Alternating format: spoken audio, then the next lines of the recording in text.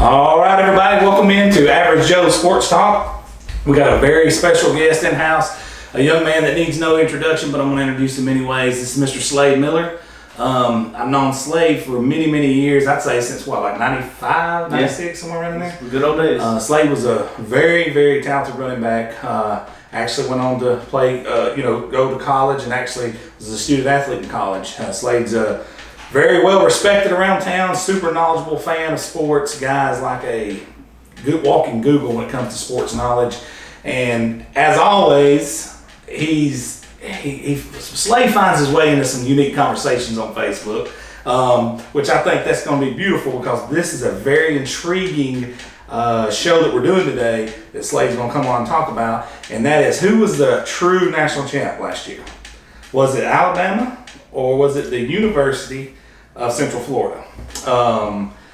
Very unique, both arguments on both sides. I'm very interested to get this one going with Josh in house and Slade in house. I'm gonna go ahead. Well, let's go ahead and let's get this out here. Everybody knows what happened. Alabama didn't win their division. They didn't win their conference. They do what we call backdooring their way into the national title. Eventually ended up, to their credit, winning the two games and getting in the national title game, winning the game. I definitely give them credit for that. With that being said, I don't know what else you have to do for UCF. You go wire to wire. You beat everybody on your schedule, and then beat the one team who beat both teams playing for the national title, and that being UCF beating Auburn. So with that said, Josh, I'm gonna let you kind of lead off on this one. Tell me why Alabama's the national champs over UCF. Well, because the NCAA decided to go with the 4-team college football playoff, and to me, that's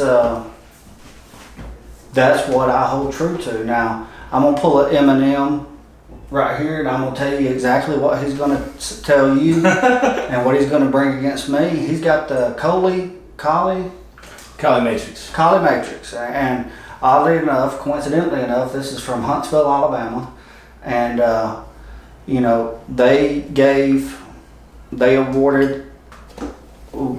they are a college football national championship picker, and it's a algorithm. It's a. I'm not sure. I'm really not sure how they do it. I just know that it's recognized by the NCAA. Yeah, and they recognize now they were the only one. I think out of. They were the only selector. Yes. 14.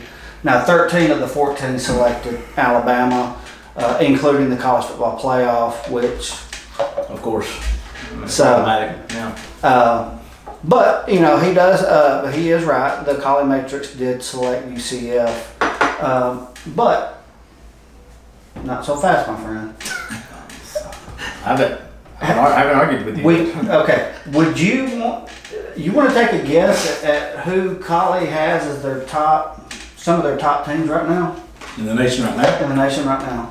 I think Hawaii, but then there's like a tie for like 1 and 2 for a long way down. Yeah. And the reason why is because the way their formula does, it's designed to be like an unbiased element to remove all bias, and it's kind of a thing that where it kind of plays out as the season goes along to the end with the. So you're saying it'll straighten itself out? It'll straighten itself out at the end, because you see the end at the end last year, all the main teams were there, at the end, the marquee teams in consideration. So it takes like pageantry and history and number of fans and revenue and all that crap out of it. Yes, it does. Human element. It takes human element out of it. Yeah. So, but it has to play out over the course of the season. Has to play out for it to play itself out at the end. Makes sense. So which off air, Slade and I both talked about the human element.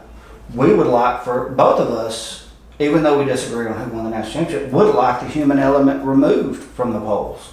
Oh yeah, and then we just would have no reason for polls. You just get rid of polls. And if you look at the NFL, the NBA, the MLB, every other sport besides Division I college football, and basketball, because you have the tournament at large bids. I've always disagreed with those. Yeah, those can be controversial. So, but yeah, I'm in agreement with Slade that the human element should be removed, because he is right. You have ESPN and television, and You got a lot of money that wants certain teams to be in there. Well, it's profit driven. ESPN paid $7.3 billion to purchase the playoff in 2012. Wow. So they're going to make their money back.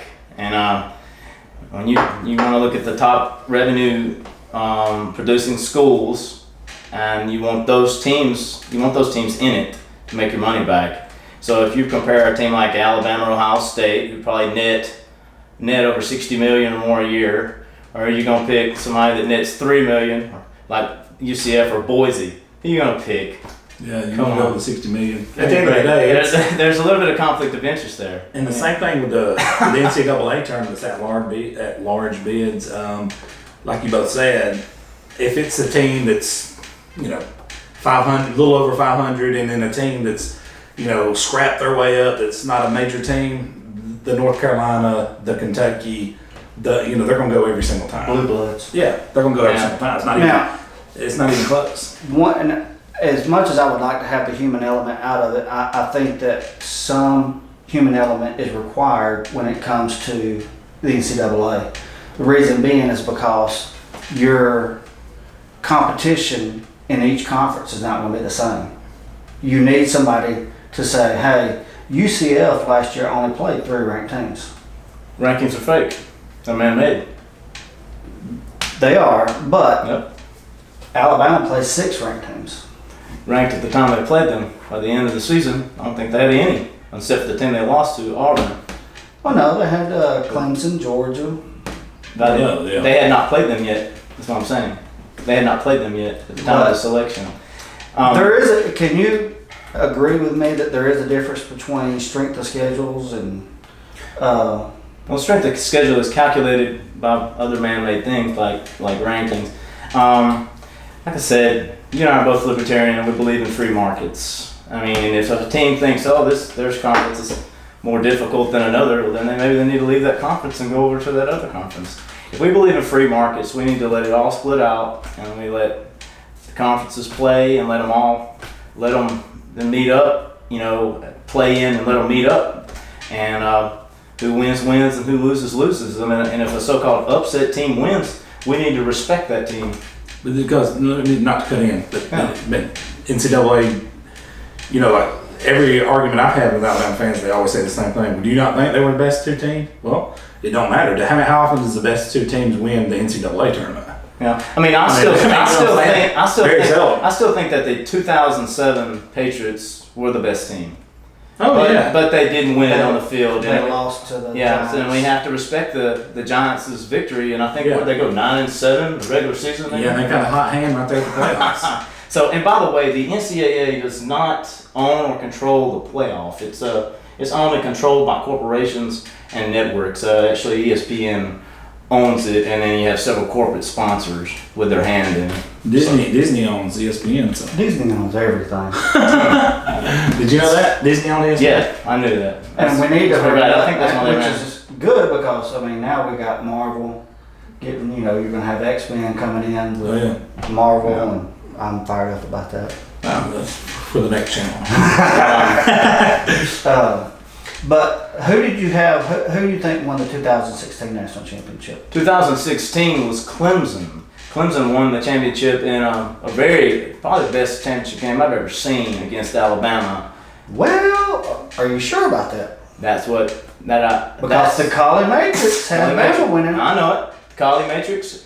They spit out their numbers, and they don't calculate for head to head or anything. It's all their numbers and stuff. And here's the point I want to make: a selector, any governing body, can be discredited, but you have to analyze and look and see, hey, is that year are they credible, or did they get it wrong? So the Colley Matrix has a history of picking. They picked Notre Dame in 2012 after Alabama beat them. And it was because of they don't factor in head to head, and that is a flaw of theirs that can cause them to get it wrong sometimes. But there's, like I said, any governing body, whether it's the NCAA, any selector, AP, Colley, UP, heck, the FBI. I mean, and we know that after this Hillary deal few years back. I mean, she was obviously guilty, and they just let her off. And I have nothing against Hillary Clinton. I have no information on her. Okay, but anyway, any governing body can be wrong sometimes. So Yeah. but here's UCF. The argument for UCF: they went undefeated. They beat 8 bowl teams. They beat Auburn, who beat Alabama and Georgia. No circumstance discredited Colley's decision last year. No, nothing discredited it last year. Now, the year before, yeah, I would say, that just discredited. And 2012, when they picked Notre Dame, I would say that's discredited. But And in 2011, they were the lone team. They were the lone selector to pick Oklahoma State. well, I wouldn't argue with that one. I mean, because that's another year where there was a dispute and an argument. Well, Alabama was 12-1, and Oklahoma State was 12-1. So I wouldn't argue with them on that. That was another year that there was a dispute and an argument, and so. It was the style loss in 2012 that cost Oklahoma State. Yeah, who was it they lost? They lost to somebody that wasn't that good, but then in their conference game, they beat Oklahoma by like 30. 44 to 10. Yeah, I mean, that's the argument for them that year, I remember. Now, to both of y'all though, like you said they picked Clemson in 2016. Yes. No, you said Clemson was the national champs, and they picked who? Well, Bama. Who did Clemson lose to? Clemson lost to Pittsburgh. I remember that in the first. They lost to Pittsburgh it was in like week 10. Lost on the last second field goal. Yeah. The game was in the 30s. I remember the game. 43 to 42. Yep. It was high scoring. Yep. And that probably factored into The final numbers. the final numbers that threw it to Alabama's way. Like I said, Colley doesn't factor in things like head to head, which is, a common sense. The universal tiebreaker, like if two teams have the same record, is head to head. And then, of course, if they didn't go head to head, the college football playoff uses also results versus common opponents. Mm-hmm. And that's one thing that helped UCF's claim last year is that they beat Auburn, who beat Alabama, and who actually beat Georgia too. So, as an Alabama fan, we're blaming this on Auburn for losing to UCF. Really? Yeah, not us. Yeah, really. But then again, Auburn had high hopes and aspirations, justifiably so, because I think they were in the playoff hunt, and then after the SEC championship game, I think the air was just let out, and I don't think they were up. Now, that's the coach's job to get them up for that game, but I don't think the players were up for that game.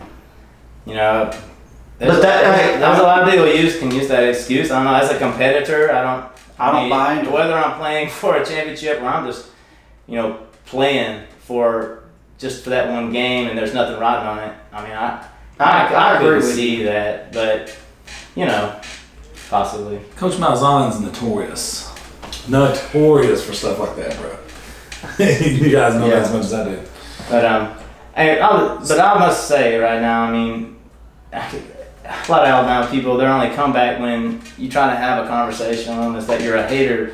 I do not hate Alabama. In fact, I love Alabama. Love the state of Alabama. I grew up here, and I've been places like out west and up northwest where there's a lot of bigotry towards Alabama and the South in general, and it's, so I grew up going to Tuscaloosa. Got cousins, aunts, uncles there, and I work there actually, and there is no hate for Alabama. I think they have the best program, the best coaching, the best staff, but that does not entitle them to a spot, it doesn't. So, but all we got was a chance. We were the number 4 team. We got a chance. That was kind of a political decision, but it happened. But it ended up being a good decision because Alabama did win it. You did win it. Yeah. I give credit for winning this. I give credit. Yeah. It was shady how you got in, but at least you won. Took advantage of it. Because the year before, when Ohio State got in, I mean, come on, man, they got in dirty the same way. Yeah. But then they got the butt kicked. Yeah, they got exposed. And I was smiling about it too. Well, let me throw this guys at you. I think a solution would be I think the only way to take the human element out of it, period, the solution of all solutions would be make everyone get in some sort of conference. Yeah. And make conference winners get. Conference winners get in, and you win, you're in. You lose, you're out. And it doesn't matter if you perceive one conference as superior to another, because they're going to play the cream will rise to the top. And you and I both agree about this Notre Dame thing. They got one foot in the ACC and one foot out. Mm-hmm. Notre Dame needs to be in the conference. They need to go ahead and be forced to compete with the other ACC teams in the conference championship. The basketball team plays the ACC. Every other sport with Notre Dame is ACC. Is it because NBC ties? That's not. They don't want to share their football revenue, and also they got their TV contract with NBC. So that's wild. But if we're going to try, and my proposal is to have an 18 playoff. Mm-hmm. You get 5 Power 5 conferences. The champion automatically goes in. You have 2 at-larges, and then you have a non-Power 5 at-large. And you're saying that those 3 at-large, there will be an objective way to earn those spots. There will be no human element, right? That would be ideal, but I don't see how we could totally eliminate the human element. Really? Okay. If you have a way of getting rid of the human element. Well, you could divide it up. You could divide all the teams up. Let's say you got the Power 5, and then if you want to do it 8, you got the Power 5, and then you got the non-Power 5, and you could somehow maybe create criteria for those 3 spots, maybe interleague play or something, to where there's an objective way for those 3 spots to be earned by the non-Power 5. Without having to have more than 8 games or 8 teams. That would be ideal. Yeah. Something like that. Something along those lines where we have, if you win your conference, no matter how bad it is, Pac-12. Oh man. But sorry to all my friends in Washington State for that, by the way. They had their chance. Yeah. They did have their chance. You gotta give them that. Yeah. I give them credit for scheduling all right. Yeah. Yeah. You know what I really like about Clemson, not to change the subject, is they went to someone. They went to A&M. I give them credit for that. Well, yeah, we got some hate mail the other day. Really? About Alabama never played a road game to start out the season. They always go on a neutral. I noticed they go on a neutral site. Well, yeah, we're not playing a true road game, but then again, we're not playing a true home game. No. So Saban's way to manipulate the system. He's gonna find a way. I don't really trust me. I know. Think about it. I mean, but yeah, he's pretty shrewd. He's a great coach, great motivator, but he's also has a shrewd side to him. So. He's gonna look for that loophole. Similar to Urban Meyer. Yeah. He's always trying to find an advantage. We talked about the gray shirts, where he was stockpiling recruits, making players go sit a year somewhere else. And well, he has pull. It is what it is. There's 117 years in Alabama and all their great accomplishments. They never had a Heisman Trophy winner, not one time. And then he comes, and within less than 10 years, he's already got 2. If you really think that's a coincidence, it's because he has pull, he has connections. Oh yeah. So.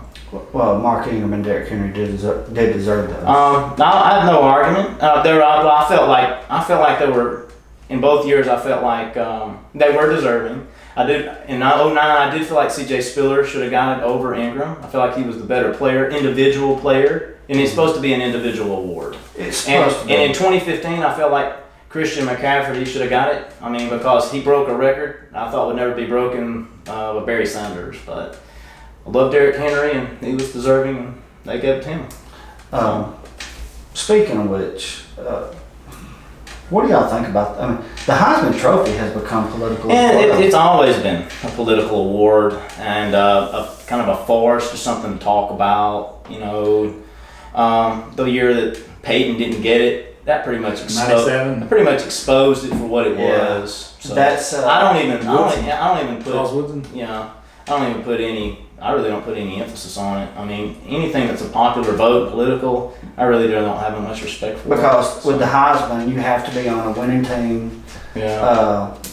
The only one that really wasn't just outstanding team, I mean, was Lamar Jackson. Lamar But it was Jackson. undeniable. He was the best. That was just because they ran up those crazy stats in those games where he just ran up those stats to where they were just so much further than everyone else. I disagreed with that choice as well. I felt like Deshaun Watson should have got it that year. They gave it to Lamar Jackson because, like you said, he run 7 touchdowns against Syracuse. Yeah, and they just kept on running it up. Yeah. And I don't agree with running up the score. I do. I like running the score. You're a Spurrier. There you go. Hey, this video has ran a little bit long, so we're about to shut it down. Final thoughts. I think we all can agree that human element plays into this big time, more than it should. I think the solution is to get everybody into a conference and force them into a conference if they want to play for a national title. If you just want to keep making money like Notre Dame, just keep rocking on. We're not going to force your hand, you know. That's how I would handle it. Just no national championships. Right. That's a good solution. That's right. That being said, guys, final thoughts, either one of you? No, man, I'm just happy to be here. The Slater is in-house. He will be coming back. So if you guys can. Hey, check him out on Facebook, man. Yeah, This guy Slade Miller. is entertaining. Slade Miller. His Facebook is entertaining to say the least. Yes. From political to sports, whatever it is, he will definitely entertain you. There's zero doubt. He will speak his mind and tell you what's on it. Lily, come here. Let's see if we can get Lily behind the camera for a second. But anyways, yeah, he's definitely entertaining, man. He's probably best. Lily, you want to come say hey, or you just want to turn the cam off for us? There she goes. Hey. Lily, we're about to turn it off, so you can hit it for me. Please hit the subscribe button. Please hit the bell beside it. It's Average Joe Sports Song. Good night. Thanks, guys.